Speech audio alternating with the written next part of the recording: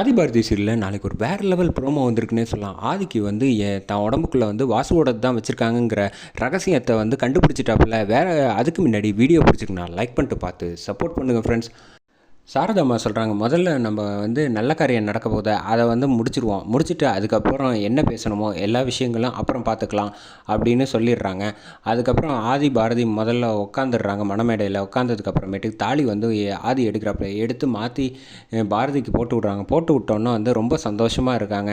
அந்த சமயத்தில் தான் அந்த பக்கம் வெள்ளைக்கோட்டு போட்டவர் வராங்க. வந்தோன்னே, சார் உங்கள் லேப்டாப் வந்து ஒருத்தர் வந்து யூஸ் பண்ணிக்கிட்டு இருந்தாங்கன்னு அப்படின்னு அவங்க வேலை பார்க்குறவங்க சொன்னோன்னே, யார் எடுத்தது என் பர்மிஷன் இல்லாமல் அப்படின்னப்ப, காலையில் கூட உங்களுக்கு வந்து செக் பண்ணிகிட்டு இருந்தீங்களா அவர் அப்படின்னு. யார் ஆதியா? ஆமாம் அப்படின்னு சொன்னோன்னே, இந்த பக்கம் அவருக்கு வந்து தூக்கி வாரி போடுது. உடனே வந்து அறிவுக்கு வந்து ஃபோனை போடுறாங்க.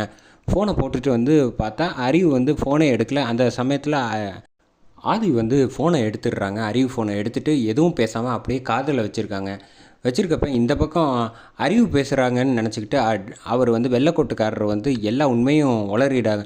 உன் மாப்பிள்ளை வந்து இங்கே என் லேப்டாப்லாம் எடுத்து கண்ணா பண்ணான்னு செக் பண்ணிகிட்டு இருக்கான் தெரியுமா, நம்ம வசமாக சிக்க போகிறோம், எனக்கு என்ன பண்ணுவே தெரியாது, நீ முதல்ல இங்கே வந்து கிளம்பி வா அப்படின்னு சொன்னோன்னா ஃபோனை வச்சிடுறாங்க. வச்சதுக்கப்புறம் ஆக மொத்தத்தில் மாமா வந்து சரி, அவரும் சரி, வேறு ஏதோ ஒரு மர்மத்தை வந்து நமக்கு மறைச்சி வச்சுருக்காங்க. என்ன விஷயம் இவ்வளோ பதட்டப்படுறாங்கன்னா, ஏதோ ஒரு தப்பு பண்ணியிருக்காங்க அப்படிங்கிறத புரிஞ்சுக்கிறாப்புல ஆதி. உடனே வந்து காரை எடுத்துகிட்டு வேகமாக வந்து அங்கே அவங்க எல்லோரும் இருக்கிற இடத்துக்கு முதல்ல வந்து ஆதி வந்து வந்துடுறாப்புல. வந்ததுக்கப்புறம் லேப்டாப்பில் வந்து யாருக்கும் தெரியாமல் எடுத்து டீட்டெயில்ஸ் எல்லாத்தையும் பார்த்துட்டாப்புல. பார்த்ததுக்கப்புறம் வந்து மனசோடைஞ்சு போயிடுறாப்புல. வாசு என்னை தயவு செஞ்சு மன்னிச்சிரு அப்படின்னு தன்னுடைய இது நெஞ்சில் கையை வச்சுட்டு எமோஷ்னலாக பேசிகிட்டு இருக்காங்க. இது வந்து யார் எதுக்கு செஞ்சாங்கன்னு என்னால் ஒன்றுமே சொல்ல முடியலை. நீ தான் வந்து என்னை கடைசி வரைக்கும் பாரதிக்கிட்ட இந்த விஷயத்தை நான் எப்படி பேச போகிறேன் அப்படின்னு ரொம்ப எமோஷ்னலாக மனசோடைஞ்சு ஃபீல் பண்ணிக்கிட்டு இருக்காப்புல. இப்போ மாமா, ஸ்வேதா, அம்மா எல்லோரும் சேர்ந்து இந்த மாதிரி ஒரு விஷயத்தை அவர் கூட சேர்ந்து பண்ணியிருக்காங்க.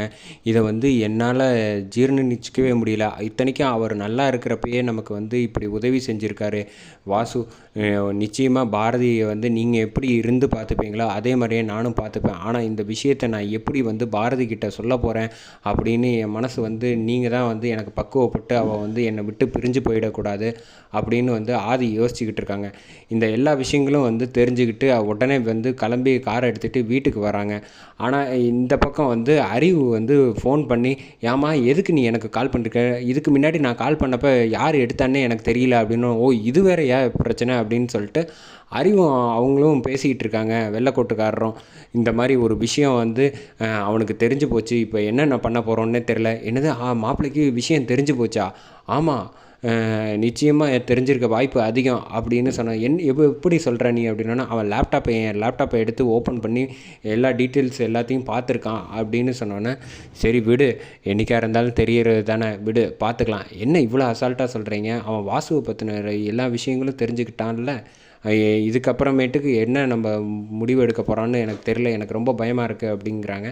நீ ஒன்றும் பயப்படாத, எதுவாக இருந்தாலும் நான் பார்த்துக்கிறேன் அப்படின்ட்டு அறிவு வந்து தைரியம் சொல்லிட்டு போகிறாங்க.